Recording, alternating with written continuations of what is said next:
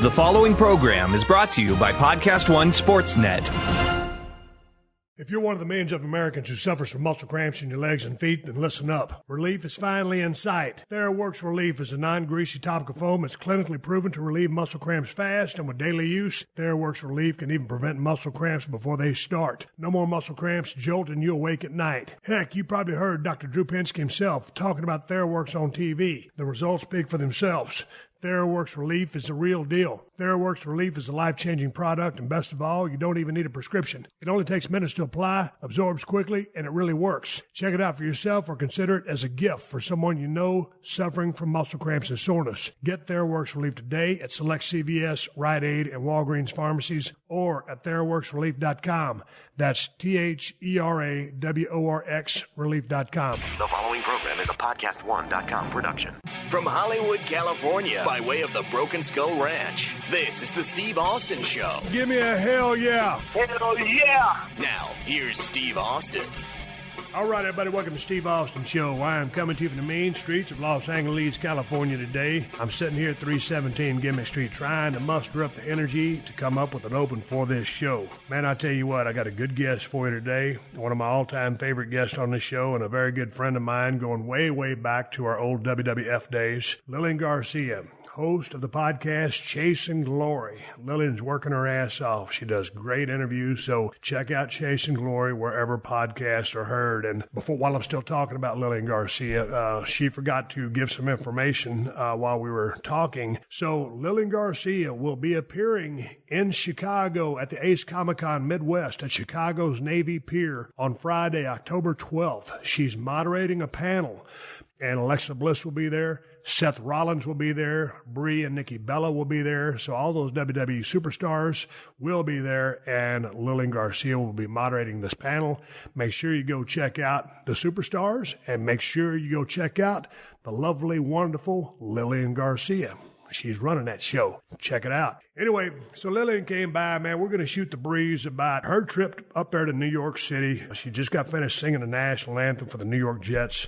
She was trying to get her voice all ready to go. She had some problems with a little bit of mold issues. Turns out Lilian's leaving my neighborhood, and she's heading across town. So we're going to talk about that. We're going to talk about an incident that happened inside a WWE Squared Circle with some of the women superstars, and a little accident happened, and we're kind of going through, talking through what happened and what is the protocol and etiquette and what's the takeaway from this and how everybody can learn from when something like this happens. What do you do? We're going to be talking about that and a bunch of other stuff. Man, I'm working on about no sleep for the last 3 days. So in the conversation with Lilian, I'm trying to keep up, just like I'm trying to lay this open down here on the podcast today. Didn't stop me from working out today. Went into the gym and I absolutely crushed it. Did a whole body workout. Got the diet in check. Set to make a little bit of a return doing some things that I have going. I got a couple of irons in the fire, so I need to tune things up. Workouts are just incredible right now, working out at a good pace. Lots of intensity, getting my cardio in. So, hey, man, if you're right there in the trenches with me, it's that consistency that pays off. So, man, just got to stay in the grind, stay focused, and, keep busting your ass in there. You just can't go through the motions with no focus. So all 8 cylinders are running. I could just use a little bit of damn sleep. But I hope you enjoy this conversation with Lilian. It is always a blast to talk to her. She's just a warm soul and a wonderful human being and just a beautiful smile. And I always enjoy talking with her. She's an easy conversation to have. Sitting here across the table with her. And I got Joey Ryan coming by the crib tomorrow for next week. I don't know what we're going to talk about. That dude, I've been watching some of his matches. Some of that stuff is just off the charts. So we'll get Joey's take on his act and get a little bit of his story in the business of pro wrestling. I know he also runs bar wrestling up here in Los Angeles, California. So he's coming by the crib. My producer, Sean, has got some awesome wrestling talent coming on the show in the next few weeks, next month, actually. WWE's coming back through town. There's a lot of independent people coming through town, and they'll be stopping by 317 Gimmick Street. So I appreciate Sean for lining up all these cats. Is looking to wrap up 2018. Strong fashion with some real cool guests. Breath of fresh air for me, so it's been a lot of fun. Anyway, let's get back to business, man. Let's get this conversation with Lilian. Let's talk about New York City. Let's talk about mold. Let's talk about accidents inside the squared circle, what to do when you have them, and then ride off into the sunset. But before we get to Lilian, WWE 2K19 has arrived in stores, and this year's edition is off the charts. My producer Sean's losing his damn mind over this game. Between the 2K Tower mode to the robust roster of over 200 WWE superstars, NXT favorites, legends, and Hall of Famers, there's a lot to dig about WWE 2K19. Sean's all about that creative player. He sent me a picture of his spot on Outlaw Ron Bass. You can create just about anyone. WWE 2K19 features a 2K showcase mode reliving the journey of WWE superstar Daniel Bryan, and a My Career mode featuring high stakes and divergent career paths as you battle your way to WWE glory, voiced by WWE superstars and my man, AJ Kirsch. You want all the goods? Then get over to WWE.2K.com to pick up the WWE 2K19 Deluxe Edition. This edition is $100 in value and features a copy of WWE 2K19, access to pre-order bonus characters Ronda Rousey and Rey Mysterio, the WWE 2K19 Season Pass, and access to the Ric Flair Woo Edition, bonus digital content including additional playable characters, the Starrcade 83 Arena, and more. And if all that ain't enough, you'll earn your right to play against cover superstar AJ Styles for the opportunity to win $1 million. You think you have what it takes? Visit WWE.2K.com/$1,000,000 on how to enter WWE 2K19. Never say never. The Lakers are officially here on the official Lakers podcast on PodcastOne Sportsnet. Join Emmy Award-winning sports reporter Susie Schuster and co-host Aaron Larsoul as they discuss the Lakers news of the day and break down the upcoming season with some of the biggest guests around, including Shaq, Magic, and the new King of LA, LeBron James. Check out the official Lakers podcast every week on PodcastOne Sportsnet or wherever you get your favorite podcasts. This is the Steve Austin Show. All right, I'm rolling sound. I got Lilian Garcia, host of the Chasing Glory podcast. Good to see your smiling face. How are you? Oh, it's always a pleasure to be with you, Steve. You've been busy. I have been busy. You just coming from New York City? Yeah, I was singing for the New York Jets. It was amazing. It was the 13th time singing for them. Can't believe I hold the record. You do? Just for singing for them, yeah. I hold the record for singing the most times. So how for is the it Jets. that you're such a demand in New York City? Well, you know, it's funny because I was actually, when I was singing in at WWE, the Jets were there in the front row, and the guy, Brian Mulligan, who actually books the National Anthem, was there in the front row with them. He saw me doing it at the beginning of the WWE show, and I can't remember exactly what year that was, but that was when he started. He was like, oh, I want you. And so he brought me in. WWE was there with cameras. We were recording the whole thing. And then every year started inviting me back. And I'll never forget, like, I think it was 2012 that I had just done my EP. And he called me and he goes, not only, and get this, 2 weeks before he called me, I had a vision class. And in the vision class, they literally said, write out exactly what you want in your life, but write it as it's already happened, and then put pictures to it. So I'll never forget, I had just finished my album, and I wrote out, I said, I'm going to perform my songs from my brand new EP, My Time, in a stadium full of people. And it's going to be amazing, and it's going to be awesome. And sure enough, 2 weeks after that, Brian calls me from the Jets, and he goes, not only do we want to invite you back for the New York Jets to sing the anthem, we want you to do a 7-minute halftime show with our cheerleaders of your brand new album. I'm like, what? And there I am at MetLife Stadium performing, and it was the year right before we did WrestleMania at MetLife. So it was incredible. And What is a vision class? A vision class. Yeah. No, what is it? Literally, you go in there and you start learning how to write out your 1-year, 5-year, 10-year plan. Because it's kind of like if you don't have a roadmap where you want to go, and life doesn't know how to take you there because it doesn't know where you want to go. So it really, and the biggest thing was the fact that they said, write it as it's already happened. Kind of like you wake up on Christmas morning and you've already gotten whatever toy you wanted, and the feeling of having that toy. And it was so much fun. I wrote it all out. It took forever because you have to write it with someone to detail. I'll never forget. I said that I would have a little boy named Colby would come into my life. I forgot to put human. Next thing you know, we have a little boy, a dog. named Colby that came into our life. What kind of dog is that? He's a poodle terrier. He's roaming 317 Gimmick Street right now. He's only been here about 45 minutes, and he thinks he owns the joint. He's barking at me, and my wife just came over. He's barking at her, so he owns his crib now. So are you still taking the vision classes? So, no, that was a weekend that I took. Oh, it's a weekend. It was a weekend class that I took, but from that, it made me realize, and 80% of what I wrote on that came true. That's a lot. Even from when I visualized the exact unit that I wanted to live on in Marina Del Ray, I wrote it, I went outside, I took a picture of it, bam. I was definitely, it came to fruition. It came open and we moved, and that's where we live. And I'll never forget, too, I was on SmackDown, and I remember saying, man, because I was on Raw for 10 years. I left for 2 years. I came back. They brought me back. I was announcing for SmackDown, which I love SmackDown, and most of the time I did backstage interviews. But I'll never forget, I was like, I really would love to get back on Raw. Like, it's been my home for 10 years. I would love to, end my career there. And I put it in my vision. I'm like, I don't know how, but I'm just so grateful. I'm back on Raw, and that's where I'm going to finish my career. And sure enough, it was months later that all of a sudden they called me and they were like, we want you back on Raw. And there was announcing on Raw again. I'm like, how has this happened? So you did a 1-year plan. Did you do your 5 and 10 years? Yes. Can you share those with me? And the part in what they say when you do that, a lot of the things that you write in 5 years will actually happen in the first year. And that's what happened. Okay. And so I did. I wrote out that that was part of the plan, was to have kids. And I wrote that we would have a little boy named Colby. And it came in the first year, but we also found it in the first year, which is why, by the way, I do want to set the record straight on your show. Because I remember something that very much upset me was, it's a certain book that was written by somebody that used to work for the company. I don't want to even mention their name. But they mentioned how they felt that I left after 10 years so that I could go have my singing career.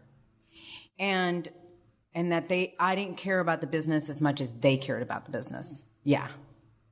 And I was like, man, first of all, and I helped this person so much, by the way, that I was very, shocked. You loved the business. I loved the business. Yeah, I didn't stay in it for 15 years, did not love the business. So I told, when I left after 10 years, I went to Vince, I went to Kevin Dunn, I went to, everybody that was my senior, and I told them, I was like, look, I need to leave, but I need to leave because I want to go have children.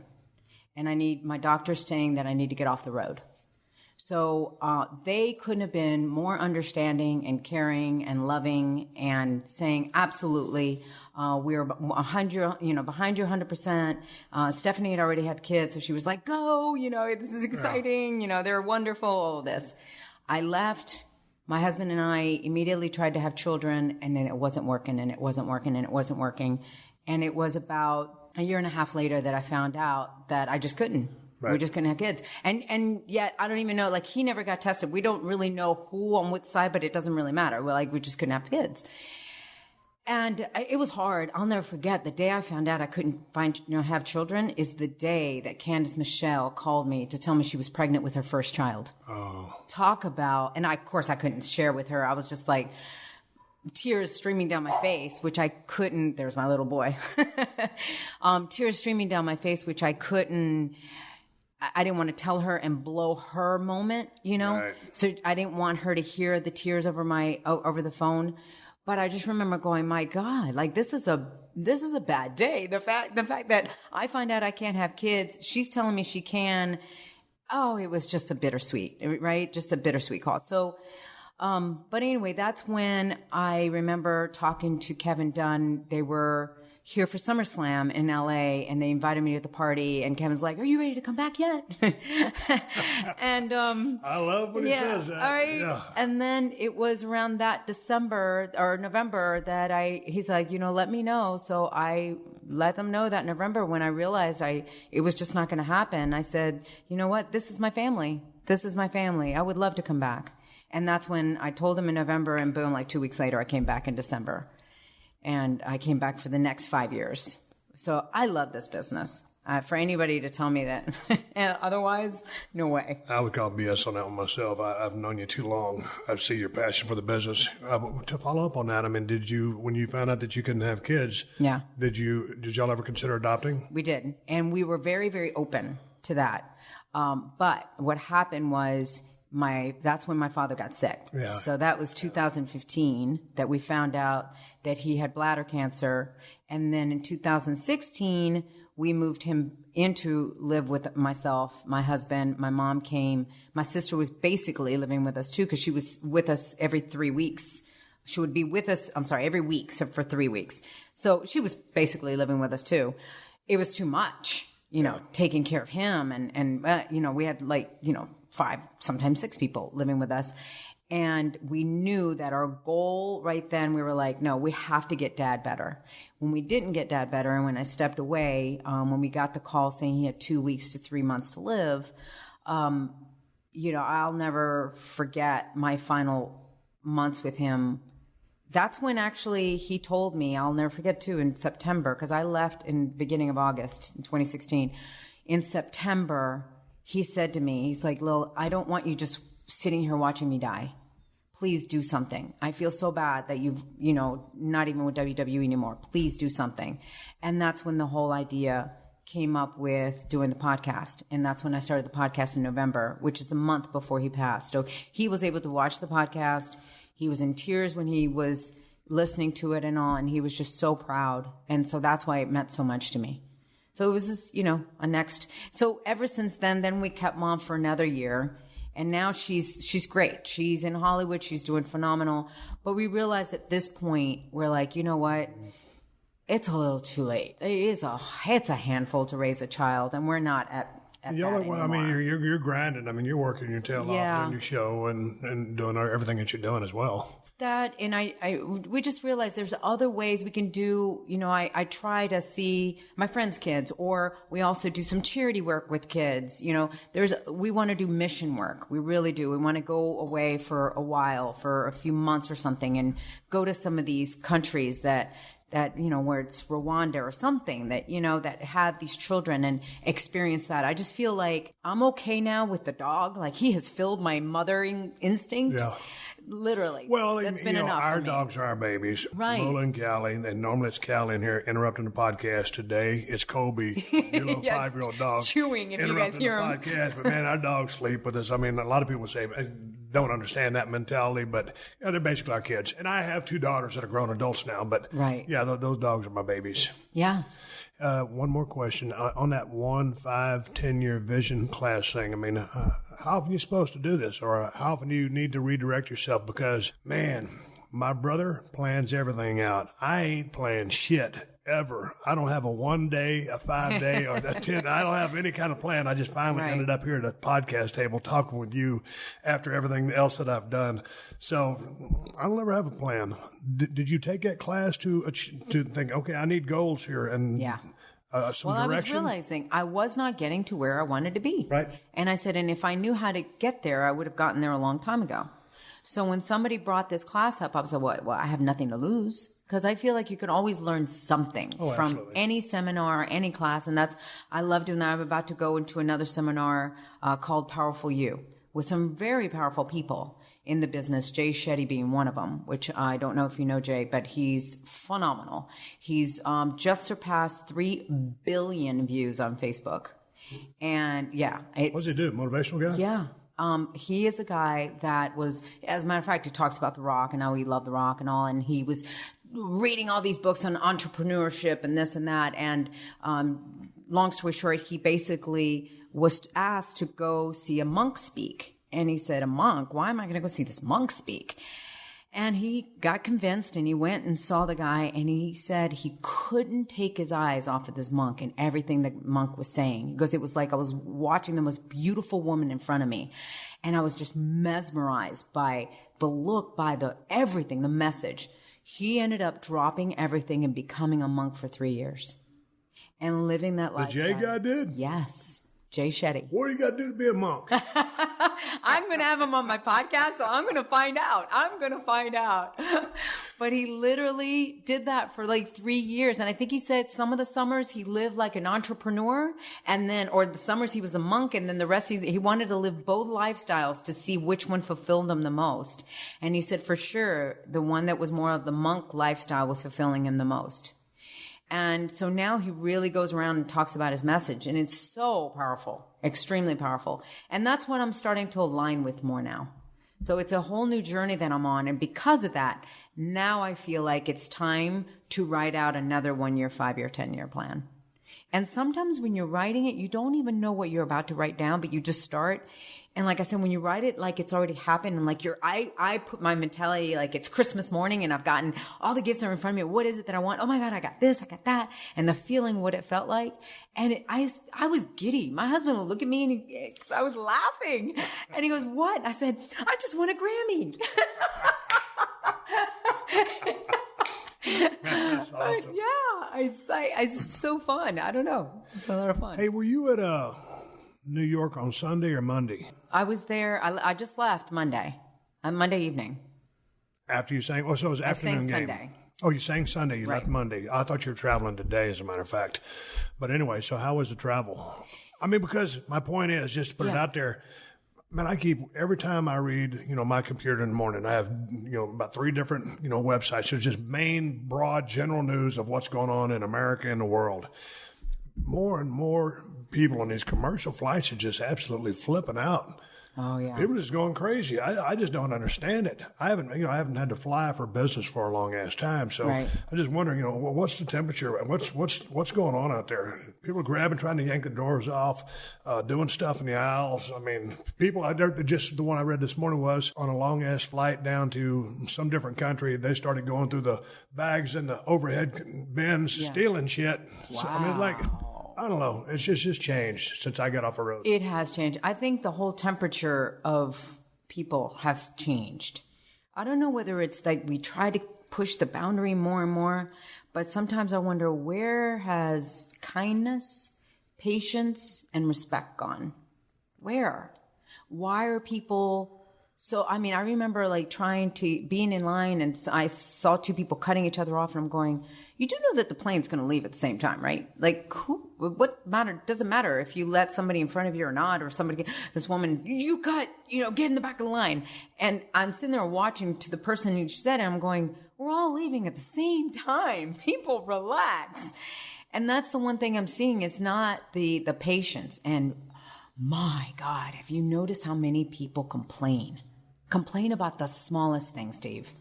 I look at some of these people and I'm like, man, I feel like everybody should go live in a third world country for a while and really, get a taste of how spoiled we are here. How was the atmosphere at the football game? Great. Actually, for me, I mean, and that was one thing, people have asked me about the anthem, and they've asked me what I feel about the kneeling and the stand and all of that. And I said, I can't make people stand up. People are going to have their own reasons for things, right? But I know why I stand up. And I stand up because of my father, who was a lieutenant colonel, who went to Vietnam, who had PTSD for many, many years. I'll never forget when I tried to wake up my dad one time, and I went up to him and I shook him. And next thing you knew, he had me by the throat against the wall. Oh. Yeah, where I was like, Daddy, it's me. Daddy, it's me. It's Daddy's me. And I'm crying. Yeah. Ever since that happened, whenever I had to wake up Dad, I would stand at the door and yell and be like, Dad, time to go. I'm not laughing. I mean, that's, It's it's pretty funny. real. I mean, yeah. Yeah. So, I mean, every night I could hear him, even when he lived with me, he had those nightmares. So it's something that he gave a lot for this country. So I stand up for him. Being 9/11, you were there that night. Yeah. Vince asked me to sing the national anthem after 9/11. You felt that room like I felt that room. Everybody stood and everybody was united for something. And I just feel like we're all so split apart that it'd be nice to have one thing that we could all come together, just one moment. Because for me, if we're going to start having the national anthem be a place to protest, somebody's always going to be kneeling, because somebody's never going to be happy, right? And I understand the whole police brutality. I get that. I don't agree with police brutality. But I also don't agree with lumping all the police in one box to say they're all bad. Just like I wouldn't lump all Latinos as I'm a Latina. I can say this, right? I wouldn't say just because some Latinos or Latinas are bad, don't lump us all in one box and say we're all bad and protest all Latinos out there. Don't protest all the African Americans out there. Don't protest all white people, because there are some that are really not good, but it doesn't mean all white people are not good. You can't throw a blanket statement over all this. You can't. And that's my whole thing, is to then choose the national anthem for that saddens me. And that to me should be the one sacred thing. I don't know, but that's, again, my opinion. Well, it's like I haven't watched any of the award shows for several years now. I don't give a damn what anybody's stance is with respect to politics. I don't talk politics on this show. Yeah. For a reason.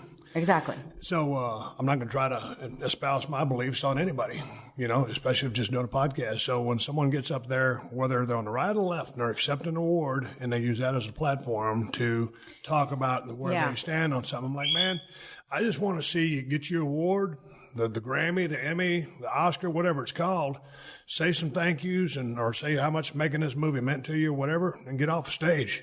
Because, that's your time to be celebrated, and all of a sudden you want to try to start making me believe all your shit. No, I don't want to hear it. Yeah. I want to see you get the award. So the more they keep doing that, I don't watch none of them. And, the same thing with Sunday football now. It's like, I just want to watch sports.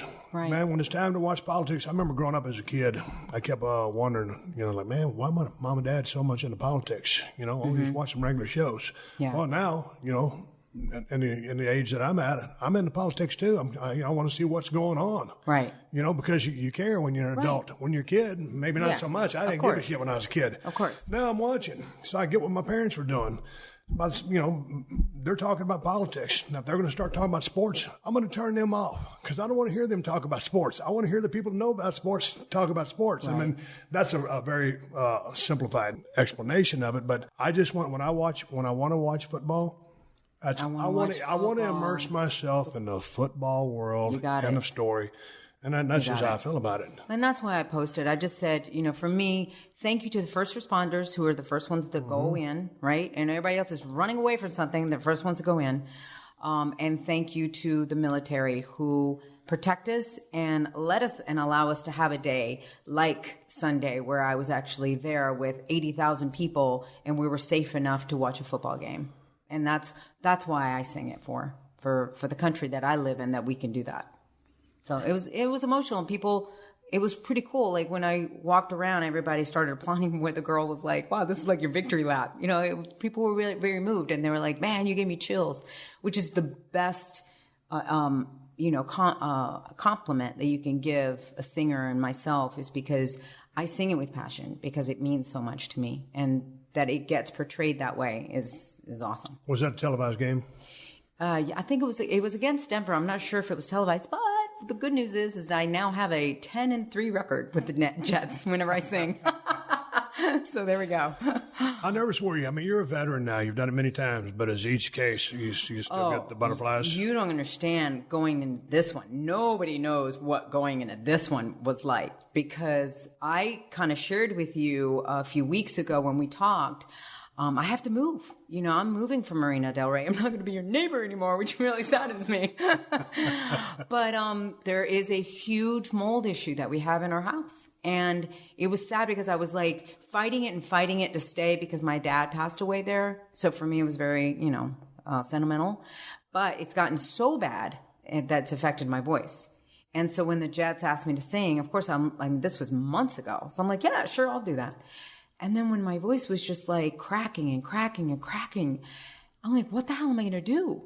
And thank God for my voice coach, John Myers. He's in New York, and I've had him for a long time, and I Skype with him. We Skype lessons.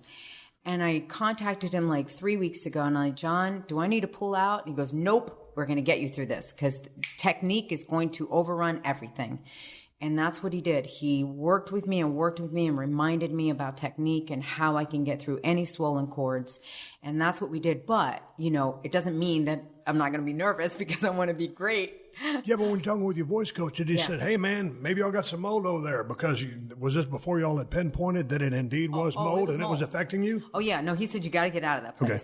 So we temporarily moved into another place, but while we, find a new home. But the problem is that the new place was also making us sick. And then I hear some guys in the hallway working out there. I go, and sure enough, I was like, what are you guys doing? The whole wall is busted in. There's a pipe leak. And you could see it all along the wall. And I'm like, oh, this is wonderful. Like, I cannot get away from mold. It's in my life. But I brought this up on the podcast the other day, and then I got this letter from this guy who actually wrote in and said, I listened to you talk about this mold thing, and I ended up, because I tell people, if you're getting sick and you're getting like nasal and chest tightness and just draining and not feeling well, lethargic, all of that, go to homeadvisors.com, put in your zip code. They'll find you a mold person. They can go and test your home. So sure enough, somebody did that. Casey goes, I was feeling horrible every single day. And I took your advice, and sure enough, they found mold above my bed.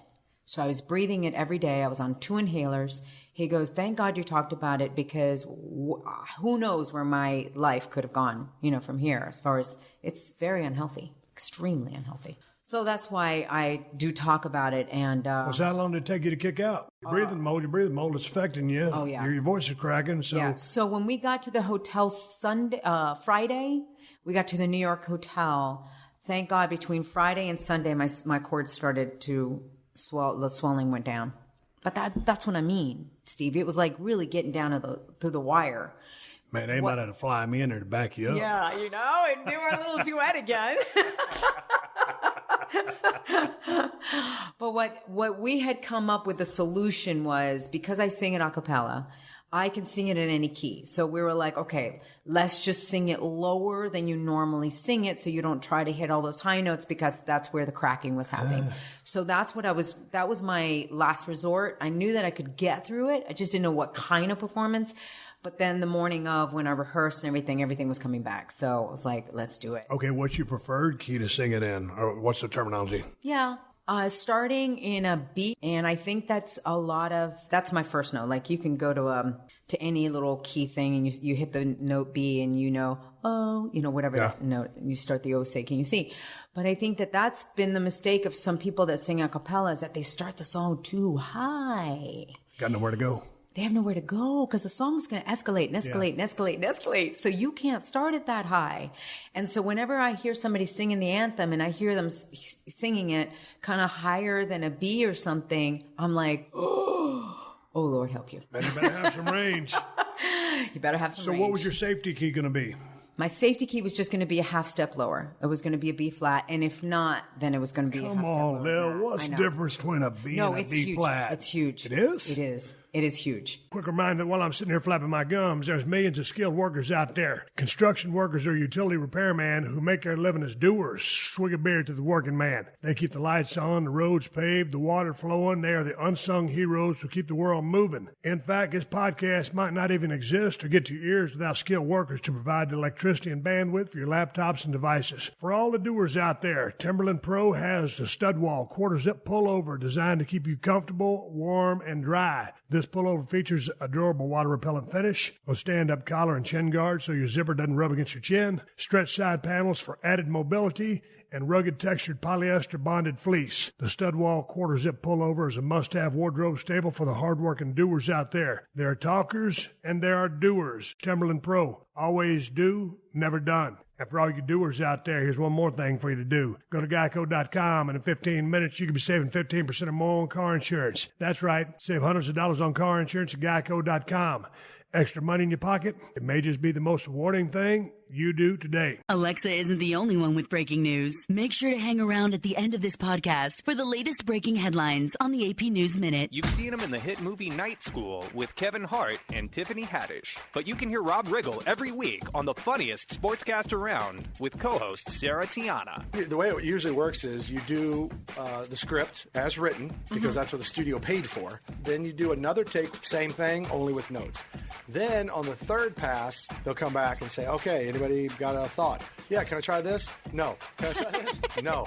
Moving on. Check out Wriggles Picks every Thursday on Podcast One or wherever you get your favorite podcasts. You know what's not smart? Job sites that overwhelm you with tons of the wrong resumes. But you know what is smart? ZipRecruiter.com/Steve. Unlike other job sites, ZipRecruiter doesn't wait for candidates to find you. ZipRecruiter finds them for you. Its powerful matching technology scans thousands of resumes, identifies people with the right skills, education, and experience for your job, and actively invites them to apply. That means you get qualified candidates fast. No more sorting through the wrong resumes. No more waiting for the right candidates to apply. Take, for instance, my producer, Sean. This cat knows all the smart folks. His friend went out there and opened up a coffee shop and was able to staff the establishment with the best baristas in town in just one day using ZipRecruiter. Right now, only for listeners of the Steve Austin Show, you can try ZipRecruiter for free. Just go to ZipRecruiter.com/Steve. And if you're out there on social media and you're using ZipRecruiter, tag us in a post and let us know. We'll get you a shout out on the podcast. That's ZipRecruiter.com/Steve to try ZipRecruiter for free. ZipRecruiter, the smartest way to hire. This is the Steve Austin Show. On your podcast, Chasing Glory, there was a little bit of what? Call it controversy over some stuff that happened inside a squared circle? Yeah, I think, I had Paige on as my return guest. And I wanted to have, leading to Evolution, a different female every week leading to that pay-per-view and talk about what it means to them and all. And I had Becky on, and I also love the whole storyline, right, with Becky and Charlotte. So I had them back to back, which was so awesome and so strong. And Becky, by the way, she's being compared to you, which she is so tickled by. I think it's cool, man. I just think it's she's had this burst of energy and through the storylines. I mean, it's like seemingly she tried to turn heel, but it's just like that's what people wanted out of her. She's been kind of like maybe shortchange, and bam, you're like, hey, I'm coming for it. Right. And I love both women. They're both great workers. I love their performances. So it is a great storyline. But what was the difference in talking to the two with regards to where they're at because of this? Well, definitely, because I had Becky Lynch on before, so it was cool to have her back, but have her back as she was different. She was like, her whole attitude has changed, and she was talking about how the first time she had the title, and even the first time she was on my podcast, it was like, oh gosh, I'm sorry for having the title. I feel bad because I got the title and you guys, I know you want it and you didn't get it. And so, and she said, that's on her. She really was, it was so powerful because she's like, this time I'm like, no, I worked my ass off. And if I work my ass off and I get the title, it's only going to make you work your ass off and then, try to achieve that title. So she said, I realize that the harder and the better I do, then it raises somebody else's bar. I don't want to lower my bar. So it was really cool to get the perspective of where she's at now and the attitude and the no apologies. She doesn't have anything to apologize for. No, she doesn't. I remember when I first got my television title from beautiful Bobby Eaton in WCW in 91, give or take. Man, I almost felt bad about taking that belt from him because I held him in such high regard. But then, when you look back or you get further entrenched in the business, it's like, hey, man, any title you can get your kick and scratch and clawing for, you want it. You ain't got to apologize for, but I can understand why she felt what she felt, and, like, hey, wish you guys could have it, but I got it now, and you can't. But and that's the humble side of you, right? But then the pro side of you, the worker side of you, that hunger part of you, the drive. You got to hold on to that thing with everything you got. You never know when that opportunity is going to come back again, so you protect it with everything you got. So different mindset. How was Charlotte? What space of mind was she? It was great because we got to see how Charlotte is. It's easier for her to be a heel, so she's actually wanting to know, like, she's really working with her character. How do I make my character more vulnerable? How do I make her be okay to have more fun? She said that she did a match. It was a mixed match with AJ Styles, and she actually twerked on there, and the people reacted. And she's the first one to go, I twerked, but it wasn't a good twerk. But she said, I had fun. And the people reacted like, oh, Charlotte's having fun, and Charlotte's smiling. And with her and Becky did the whole tea thing. Wow, Charlotte can actually smile, right? Because it's kind of easier to accept Charlotte as a heel. But I think too, when you hear her story and the abuse that she's been through, with her marriage and some of the things that she's personally been through, you can see that hard shell that Charlotte's got, which is why for her, it's easier to be that tough and not be right now, which she's trying to figure out how to be vulnerable, Charlotte. So it was cool to see that perspective of her trying to study her character. How can I put more fun in my character? Which what I thought was brilliant was when I got it out of her, because I'm like, okay, you're so goal oriented, and you've achieved so much. What more do you want? And she started laughing. I'm like, all right, what's that all about? And she was not going to say it, but then she's like laughing. She goes, she loves Ben & Jerry's. She says, I want a Ben & Jerry's flavor to be called like Woolicious or Flairlicious or something. Well, social media had so much fun with it. There's actually someone that designed a Ben & Jerry's. It's got her picture on it, Woolicious, and people just had fun with it. And I thought, this is great. This is great for Charlotte's character. This is how Charlotte can be more fun and connect with the fans in a different way. So is she heel or baby now, though, technically? What's that? Is she heel or baby now, technically? She is still babyface. And technically, Becky is heel. But the fans are cheering Becky and kind of booing Charlotte. But both of them have said, you know what, we're getting a reaction, and that's good. We don't care either way. It's kind of like, it's when you and Rock were in there. Some people were pulling for you. Some people were pulling for Rock. Well, I just say, whatever it is, I ham it up is the wrong thing. Embrace whatever it is they're doing. I mean, if they want to cheer, you let them cheer and acknowledge that. It's a relationship that you're establishing with that audience. And so you got to be very cognizant of that. Okay, they like when I do this. Okay, as long as I do that, but don't do it too much, with the dose that they're wanting. That's what I'm giving them. Because we are supposed to be working them. Yeah. So you take what you're given, and if just say they want to boo one of them, and it works better for that person to work for the boo. Hey, work for the boo, as long as it's. I hate to use the invisible quotation marks, organic. Yeah.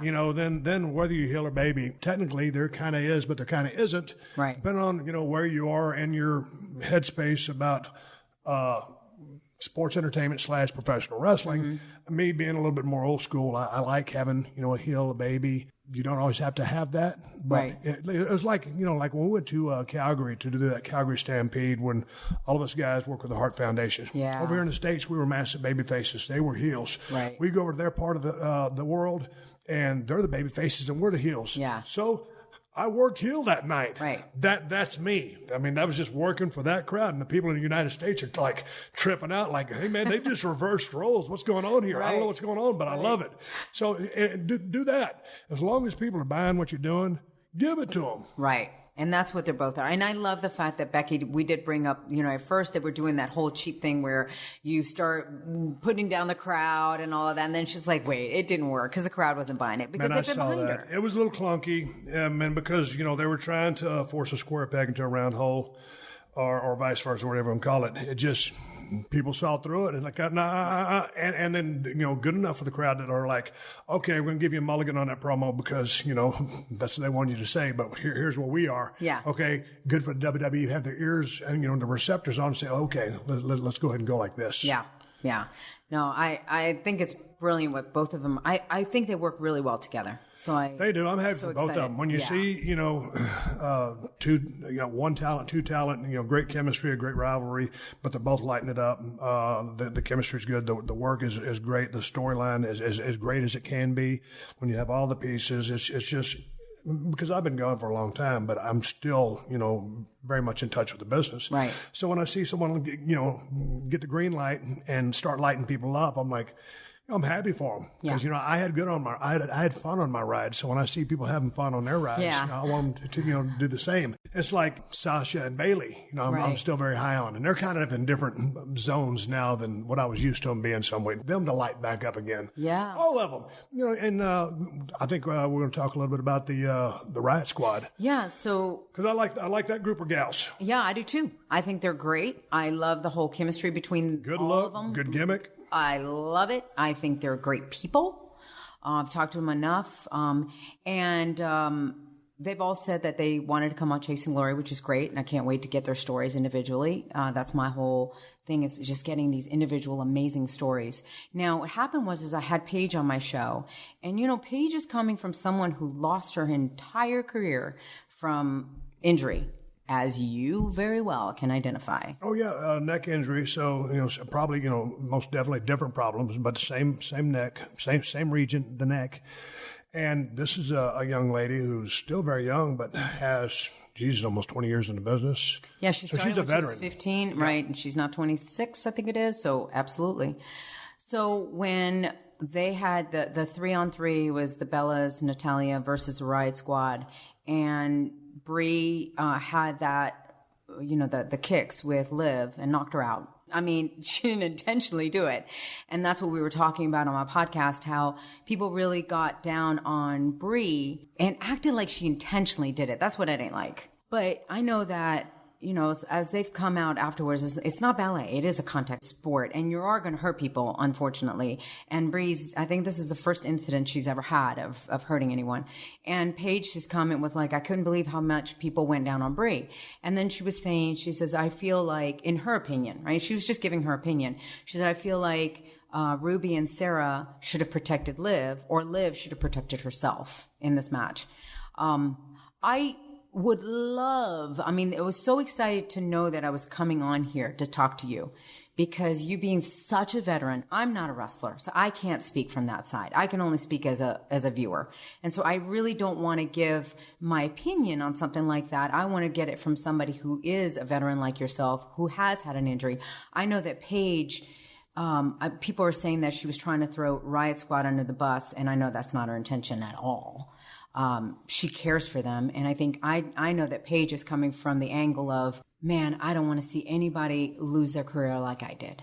And that's where I think that she spoke up about that. And I knew I had made the comment. Yeah, I think that that's what people were talking about. The fact that, that Liv came back in to do the suplex after being knocked unconscious. So I think it's good that we're all talking about it. There might be some people that maybe are upset, or I just think it's always great that this subject is out there and we can have a conversation about it, because injuries are real and people have been paralyzed and people, have lost their careers. And I think that the more we talk about it and the more awareness, maybe it will make somebody think when something like that happens in the ring, somebody will remember this conversation and be like, I better not. You played the sound clip. We listened to Paige talking about, maybe, her teammates could have taken, care of her, or she could have taken herself out of the match. When you go into a match, you're going out there, you're trusting someone with your body, and vice versa. You're never trying to hurt anybody. I mean, you're doing all these unbelievable things that all of these people in the WWE and are highly trained to do. But as Paige explained, we're going to go out there and work with each other, but every now and then someone's going to be off, right, and one of us is going to get hurt. We're not trying to do it. That's just the way it is. Right. She's 100% correct. You go out there, you try to work a match, and sometimes just things go wrong. You have two, or more athletes out there going at a high rate of speed or just trying to do this stuff and make it look good. Shit happens. End of story. She's correct. When you look at that, watching those kicks, Liv was down on the mat. Brie started the kicks. She was laying them in, square on the chest. Then she tried to speed up the cadence. When she sped up the cadence, it took Liv a little bit out of her motion. And so all of a sudden, bam, bam, maybe 3 times, there was a knockout. She goes down. Yeah. Okay, now those are potatoes. That's on Brie because she threw the kicks. And she kind of sped up the cadence, which took Liv out of timing. And she caught her a couple times. Brie's not a malicious person. No. Brie didn't try to do that. It happened. Right. Okay, so then it happened, and that's on Brie. But again, I've hurt people in the ring. People have hurt me in the ring. Yeah, and she even apologized. That's just the way it goes. Right. So it wasn't a malicious act. Right. But the part where, she goes to pick Brie, when she goes to pick Liv up, that was a little bit of a panic there because, they're trying to get through the match. They've got time cues to hit. And Liv goes down. From watching, being a spectator, I can see that Liv is, she's out. Yeah. Brie tries to pick her up and roll her over, and then she picks her up and starts carrying her back towards the corner. That's just that's on Brie. When you injure somebody, just like in any football accident or anything like that or something, if someone gets knocked out or it's a neck, you just don't touch that person. She should have stood up. What about the referee? Do you think the referee should have stopped the match right there, or got in and what do? They grab the wrist, throw up the X or whatever. It's not the referee's fault, but the referee should have stepped in because should have seen that something was wrong.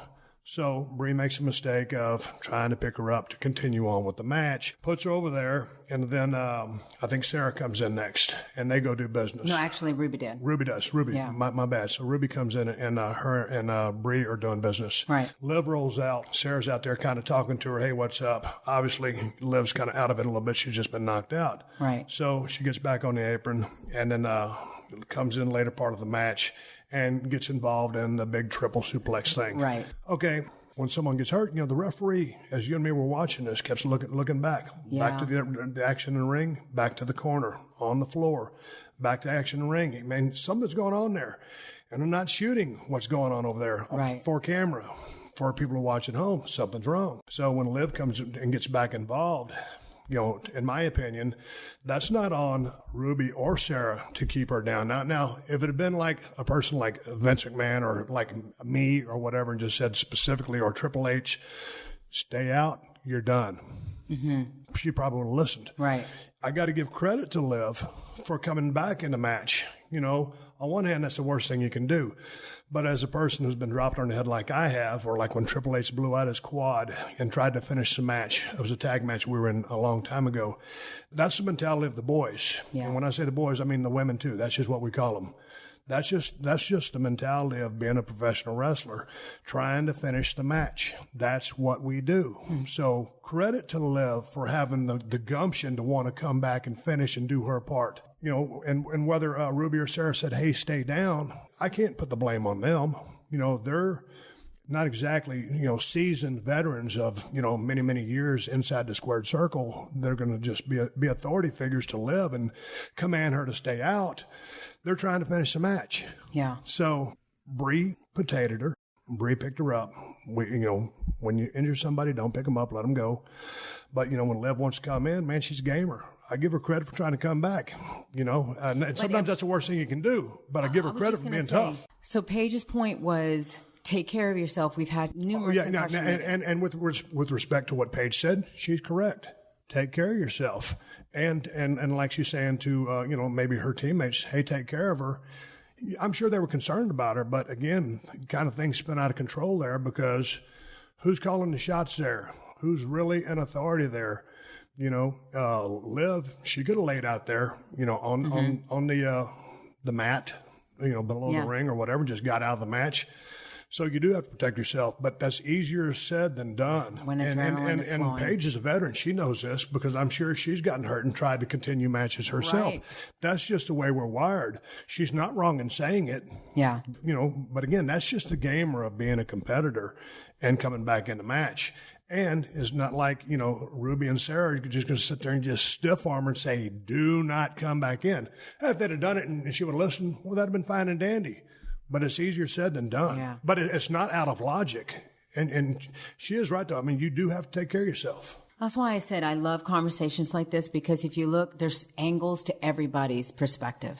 I see the angle that Brie's talking about. I see the angle that, where she even apologized. Like, I didn't mean to do that, right? I see the angle where Paige is coming from, where she just doesn't want anybody to lose their career like she did and get that hurt. I see Liv's perspective of, I'm tough, I can do this, I'm good. I see the perspective of Ruby and Sarah, where they're like, they're just, it's the whole, oh, well, you look okay. You say you're okay. Let's just go for it. So I see all of that. And again, I was wondering, and I don't know too, watching the referee, if he's even knowing everything that's going on. Man, I thought he threw up the X a couple of times, but he's kind of splitting the screen. So we can't tell. I can't tell. And so that's what I couldn't tell to say definitively that why didn't they have some medical personnel out there or whatever? I mean, because clearly you don't have to be an expert to see that Liv was knocked out. Yeah. And, out of sorts. Right. And again, Paige, she's a veteran. She's got tons and years of experience, and it's too bad that her career is over. But she's kind of in that mother hen position because she is a veteran, although she's still so young.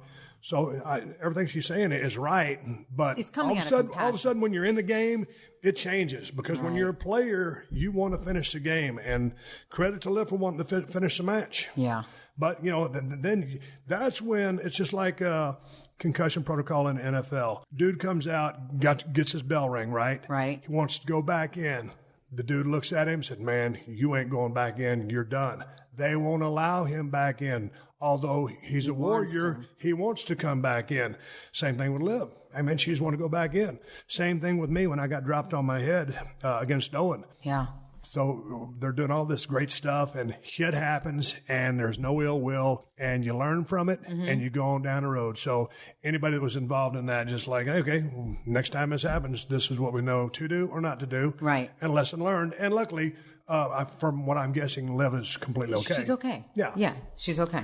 Hey, man, let's take a second to put over my man Diamond Dallas Page and DDP Yoga. I've been doing my regular workouts with the DDP Yoga Now app for months, and I'm still feeling great. I'm more limber and loose than ever before, and I feel great. Have you been looking to get on board with DDP Yoga? Well, there's no excuse not to, because Dallas is giving you 7 days for you to try it out. That's a week to try the program, explore the app, and own your life, and it's completely free. DDP Yoga can work for all ages, weights, and fitness levels. It's a kick-ass cardio workout that will dramatically increase your flexibility and strengthen your core like never before, all with minimal joint impact. And check this out. DDP's upcoming book, Positively Unstoppable, The Art of Owning It, is now available for pre-order. Filled with lessons from Page's life that share his own struggles to find his calling, overcoming one obstacle after another. Positively Unstoppable is a Bible for anyone who needs to be re-inspired to follow their dreams and take real action towards the things that matter most to them. Positively Unstoppable will be released January 15, 2019, and is available for pre-order anywhere books are sold. Just for listeners of the Steve Austin Show, you can save 20% off all DVDs and annual memberships for the DDP Yoga Now app. Just go to ddpyoga.com/Austin to take advantage. Don't forget, you can catch Dallas while he's out on the road at the Rhode Island Comic-Con, November 2nd through 4th. Tickets and information at ricomicon.com. You've been talking about the Evolution pay-per-view. You brought that up. I'm looking forward to seeing that. That's in less than 3 weeks away, I think, as this podcast drops. You've got some more guests coming on the show. Yeah, I do. Who you got coming up? And tell people where they can find Chasing Glory. Yeah, Chasing Glory, it's easy to find it because I'm pretty much everywhere. You just Google wherever you get your podcast, whether it's Apple, Spotify, SoundCloud, whether it's Spreaker, just Google in my name or Google in Chasing Glory. And I also have a Chasing Glory app, so people can download the app. You big roller, you. When did you come up with that? I did. You left me in the trail. You're such a hustler. I had to get some work stuff your up. ass off, Mel. Congrats. Thank you. I try. Who you got coming up? So I actually had this planned when I interviewed Paige. I was thinking of all the independent wrestlers, especially women going into Evolution, right? Who can represent the independent wrestlers? Because there's so many of them that have been doing this for so many years and they haven't reached WWE or anything to that status, but they do it for the love of it, right? Week after week, earning, $25, $50, all of that we keep hearing about. But I actually wanted to have Paige's mom, Sweet Saraya. And she's been in the industry forever. So I'm going to have her on Monday. I think it's going to be incredible to hear her story. And, The Rock is actually doing their Fighting With My Family moving. That's already been done. It's now going to be coming out. I think it's in March of next year. So it's going to be incredible because some of the things in the stories that Paige shared the first time around where she actually, I think Paige was like 10 years old when her mom actually left for like 6 months. And how that affected Paige. And there's going to be a lot of things that we'll talk about in that interview with Sweet Saraya. And she's very interesting because I did a lot of research way back in the day when I got a chance to talk to Paige on the WWE Network podcast. Mm-hmm. But, man, her mom was a hell of a worker. Oh, yeah. And, Paige is an awesome worker in her own right, and then now her career is over with. But, yeah, I look forward to hearing that interview. And just to go through everything, man, I can see Paige's opinion. Yeah. And, hey, man, you got to take care of yourself. Our teammates could have taken care of her. But, Brie, potato, accidents happen. Next time, don't try to pick up the person. Liv, you're there to protect yourself or her teammates, whatever. There's not really a captain over there, so to speak, or that voice of ring general says stay out. Yeah. So, I got to give props to Liv for being game and wanting to get back out there, because I would have done the same.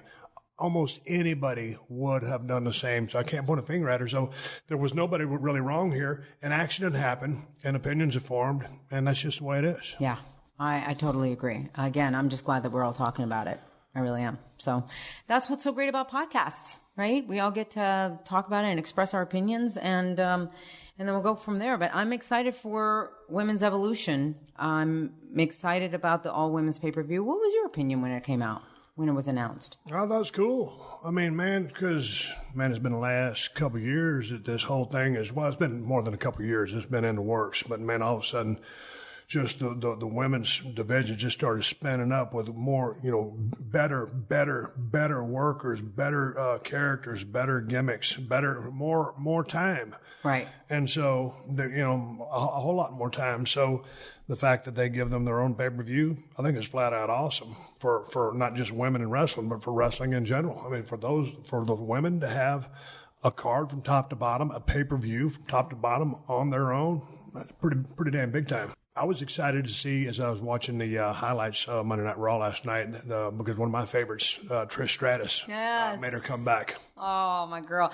I actually saw her in New York. It was crazy. I saw that she was in New York. She had posted she was there for the New York Comic-Con. And then I was there, obviously, to sing for the anthem. So I reached out to her. I was like, "You're in New York? Where the hell are you in New York? Because I'm here." She's like, "What?" She goes, "Well, I'm staying at the Westin." I'm like, "What? I'm staying at the Westin." So we got to see each other. It was great. And it was funny because we were both exhausted, and we're thinking, okay, we're just going to talk for like 5 minutes. We ended up for hours talking. And I love her. I love her. I will say, she looked great. She looks phenomenal, right? Yes. So tell me something. Why are they going with these references? This is the one thing that's bothering me. Why they're going with references? Her and Elias did a little skit, and then Alexa did this backstage thing, and they're all referencing her as being old. And I'm like, what? What the hell are they? She's like 42. She's young, and she looks phenomenal. So why is Elias referencing her to like being a 60-year-old, and then Alexa saying, "I looked up to her wrinkly eyes," and I was just like, wait, I don't think they would ever do this to the guys. Whenever we hear about any of the veterans coming back, I don't think any references are made to that. Not in years past. I mean, because if an older guy was coming back, I mean, that was one of the things you stayed away from, unless you really, smarten the dude up and say, "Hey, man, is it cool if we do this?" Because usually you don't play the age card. Right. Because, I mean, first of all, it's pretty obvious, but if we're trying to suspend our disbelief, just let me believe that. I mean, like people ask me, let me put this one. They say, "Hey, man, Steve, everybody's making a comeback. HBK's back. Triple H is back. Undertaker's back. I got the Brothers of Destruction. They're heading over to Saudi Arabia." I'm like, okay, so if I ddid come back, do I want to come back as being the 53-year-old Stone Cold Steve Austin, or the ass-kicking Stone Cold Steve Austin? I want them to harp on my ass kicking, not my age. Right. So here's Trish, this super talented performer who happens to be in the Hall of Fame, and there's a reason she's in the Hall of Fame, and now Lisa's going to be her tag team partner. So against Alexa and Mickie James. So just harp on the fact that this is a badass performer, yeah, and she's bringing her ass back to the squared circle. We don't need to talk about how old she is. She looks phenomenal. Age does not matter. Leave that alone. Don't diminish her. Enhance her. Thank you. Hey, yes, you're on social media. Where are you? At Lilian Garcia. Lilian is spelled with one L in the middle for Instagram and also Twitter. And Instagram, we have our own Chasing Glory podcast page. It's at Chasing Glory Podcast. And then on Facebook, it's at Lilian Garcia official fan page. Hey, thank you for coming over today. That was fun. Man, I didn't sleep a wink last night. I've been up for like 2 days. I don't know why I have insomnia. So I was like, man, I was drinking coffee, drinking Red Bull. I said, I'm trying to keep up with Lilian and carry on a conversation. So you did great. You were the jolt of lightning that I needed. Oh, thanks. You pushed me. I had to keep up with you. Thank you. Thank you.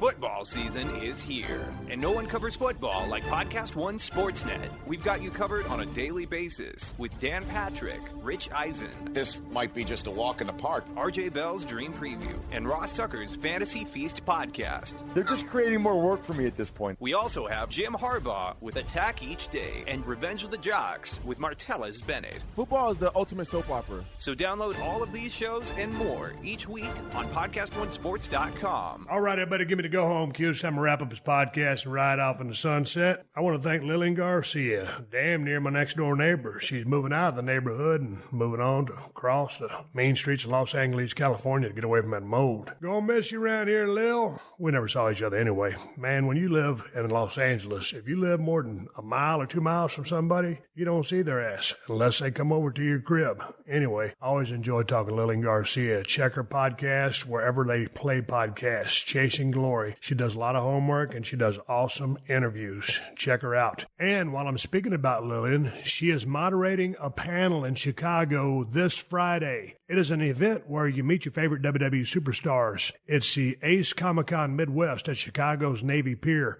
Friday, October 12th. Here's a picture of Alexa Bliss, Seth Rollins, Brie, and Nikki Bella. And there she is, Lilian Garcia. So Lilian will be moderating this. Check her out. It's at Chicago's Navy Pier, the Ace Comic-Con Midwest, Friday, October 12th. Catch her while you can. Anyway, man, I'm thirsty. I need a damn beer. And when I want a beer, I want the best beer the United States of America has to offer, and that is my own beer, Steve Austin's Broken Skull IPA from El Segundo Brewing Company. Stop by the brewery if you come into Los Angeles, 140 Main Street, and get it fresh out of the damn draft or right out of the refrigerator in a bottle. If you can't go there, check it out at Whole Foods and Total Wines if you're in SoCal. If you ain't SoCal, you're probably shit out of luck. Shout out, I got some badass pocket knives. Cold Steel Broken Skull knife and a Cold Steel Working Man knife. 2 different price points, same high quality blade. And you can find them at my Amazon store. Amazon's got the best price on them. Just go to Amazon.com/shop/Steve Austin, or just go directly to the Cold Steel Knives website and check out all the badass stuff they carry. If you want a badass knife, they got the best in the business. I want to say one more thank you to all the fine sponsors of the Steve Austin Show, especially Theraworx, WWE 2K19, Timberland Pro, Geico, ZipRecruiter, and DDP Yoga. That's how I'm able to do this podcast for you twice a week for free. Please support them because they support us. And if you need more info on my sponsors, check out the show description to this episode for details. Folks, until next time, my name is Steve Austin, and I will catch your ass down the road. This has been a Podcast One production. Download new episodes of The Steve Austin Show every Tuesday at PodcastOne.com. That's PodcastOne.com.